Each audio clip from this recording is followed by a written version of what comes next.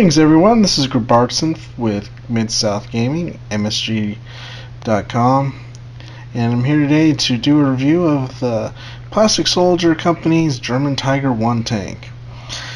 And this would be used for games such as Flames of War, and I've been playing Flames of War for quite a while. Even won a tournament and placed well in a couple others, so I'm starting to get the hang of this game. And one of the reasons why I like it is Plastic Soldier Company. They have a lot of great models for pretty cheap prices, especially when you compare them to something like Battlefront. Now, I've already made some of these models, done some of them, the Panzer IVs, the Stugs, and the Shermans with Fireflies. Because I run a Canadian armored company, and I'm working towards my Axis army, so since I love tigers, I gotta have a tiger. And as everybody knows that plays Flames of War, tigers are very hard to beat. In fact, pretty much the best way to do it is through air power or get a lucky shot from artillery, because the Shermans are bouncing off from the front and maybe doing something to the side. So as you can see in the box, it's a little bit bigger box than normal Sherman size that I'm used to, which is still pretty decent size in comparison, easy to carry around and get into your gaming bag or whatnot, and still be able to carry it without any problems. Over to here is the sprue. Let me adjust the lighting a little bit, it seems to be a little off. Here's the sprue.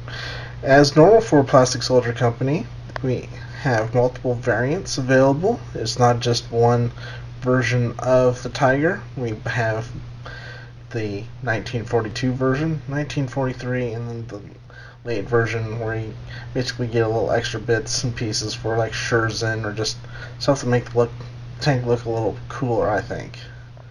Any historical nuts out there will be able to tell me the actual differences, that the aesthetic differences, I should say, between the mid-war and the late war, or the mid version and the late version. But from a modeler's perspective, and just someone who likes to put these things together, it really doesn't matter too much. And we'll zoom in. First thing you notice, here's the back side and the top. The top is very well detailed and has little places for the drivers down there and the little hatches. And you have a little crew member that can be the driver as well, right there. And the hatches. This little bit here is apparently for the desert versions. That's this one on the right side that looks like a V. Up here we have the nasty gun, the 88. You notice there's three HAV turrets.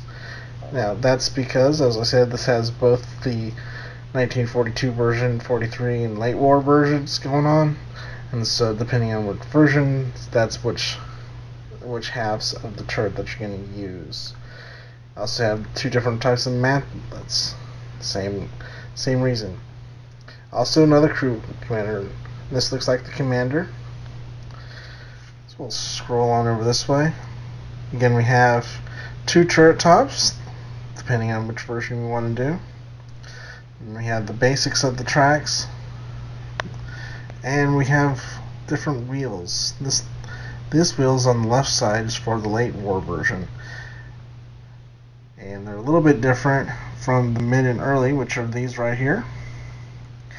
And then between that and the actual tracks that you put on, has some extra treads that you can use for a little extra detail on the side. These are mostly used in the late version. Now, one thing I do like about the Plastic Soldier Company is that they come with these pretty decent instructions. And what they do here is they have them different color variations on the bits, so you know which one actually goes to which version. This is very important for people who are not super historical buffs and have been watching Tiger tanks since they were a wee one. Because if you try to tell me what the difference between early production and a mid-production was, I would just stare at you blankly and go, So here we go. We have the green, blue, and then you might see some red, which is for the late version. But this instruction manual just tells you straight up what they are. And unlike a lot of the Plastic Soldier Company instruction manuals that I've seen, there's this little thing called the plus, and that's because that is shared between either the mid and early or the mid and late. And the only reason why you know that is because, hey, they're smart and they let you know exactly what this all means. And also that one little bit I was telling you about earlier, the V-shape, that's the FIFO filters, and like again, used in desert and tropical theater, and it tells you that, which is very important, especially if you want to do a North Africa campaign or if you're just wanting to do European. Now on the back side, like all the Plastic Soldier Company instruction manuals that I've seen, it actually shows you how to build it. Unlike many of the other ones, this one's highly detailed. Instead of just going, hey, here's some parts and put them together, this actually tells you, hey, you might want to do this, and this is how you do these parts. And it goes a little bit more into just showing you where all the little extra details go. There's been a lot of times where I'll be putting together, say, a Sherman, and there'll be a part on the sprue. I have no idea what it is, and I had to actually look it up on the internet to see, oh, that's what that is, and that's where that's supposed to go, because the instruction manual did not tell you. However, here it tells you. And then we get to the final general assembly, and then nice thing is that instead of just picking one little bit, the early variant, which is very plain, there's not much on it, they show you the late war variant where all the little bits and pieces and extra little bits go, and that's very helpful again. And this is just a great little kit. Again, it comes with 4 Tigers, more than enough unless you're really going for a Schwer Panzer company and just need Tiger, Tiger, Tiger, Tiger, Tiger. Otherwise, if you're just doing it for infantry support, you'll be fine with just this box. And the nice thing is that this box here is only $30. At least that's how much was marked on the box I got on sale because it was Christmas time. But $30 for 4 Tigers, yes please.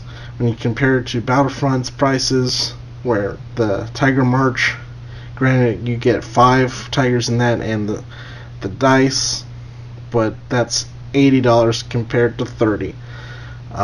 If you want to spend $50 for dice and a tank, go for it. But if you really want some good models at a good price, do Plastic Soldier Company all the way. Thank you, and I hope this helps you in your decisions on what models to get, and catch you next time.